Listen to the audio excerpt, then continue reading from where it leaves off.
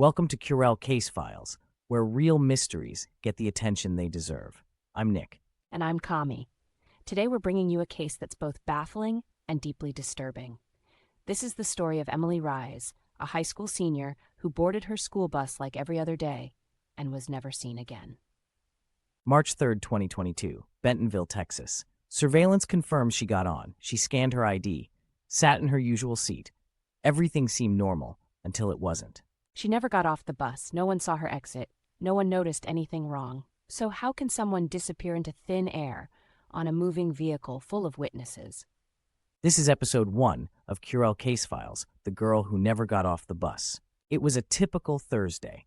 Emily Reyes, 17 years old, attended her last class of the day, waved goodbye to a friend in the hallway, and boarded bus number 14 at 3:18 p.m. Security footage shows her walking up the steps, flashing a quick smile at the driver, Bill Tarrant, and heading for her seat, third row from the back, left side. But 45 minutes later, when the last students disembarked, Emily wasn't there. Her stop was empty. The driver filed no report. No one saw her leave. Her bag, still missing. Her phone, last pinged near the route at 3:42 p.m.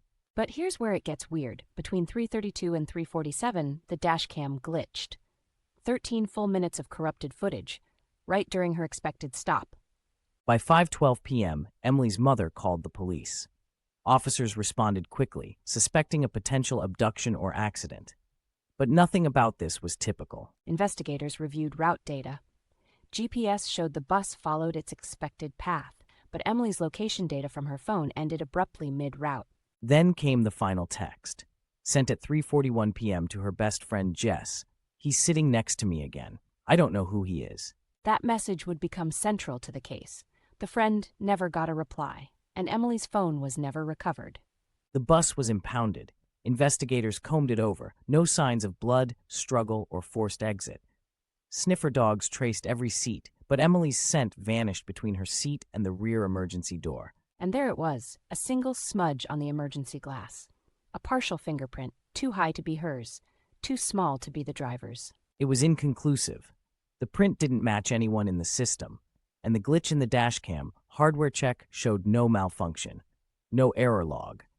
It was like the camera had blinked. We interviewed Bill Tarrant ourselves, a driver with 20 years on record. He was calm but confused. He swore she never got on, not once. When we showed him the video, clear as day, he stared at it, visibly shaken. "That's not my bus," he said. "Those are my kids, but that's not my route." He claimed to feel like something was riding behind his eyes that day, and he admitted to memory gaps. Sometimes, he said, "I feel like I'm not the one driving." While combing through cold case archives, we found something disturbing. A sealed case from 2019 in Colorado. Another missing teen, same bus number, same route structure, same last text. "He's sitting next to me again." 2 towns, 2 years apart, no known connection, but identical signs, the fingerprint, the glitch, the text.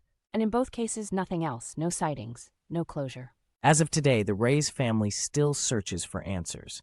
Bill Tarrant retired early.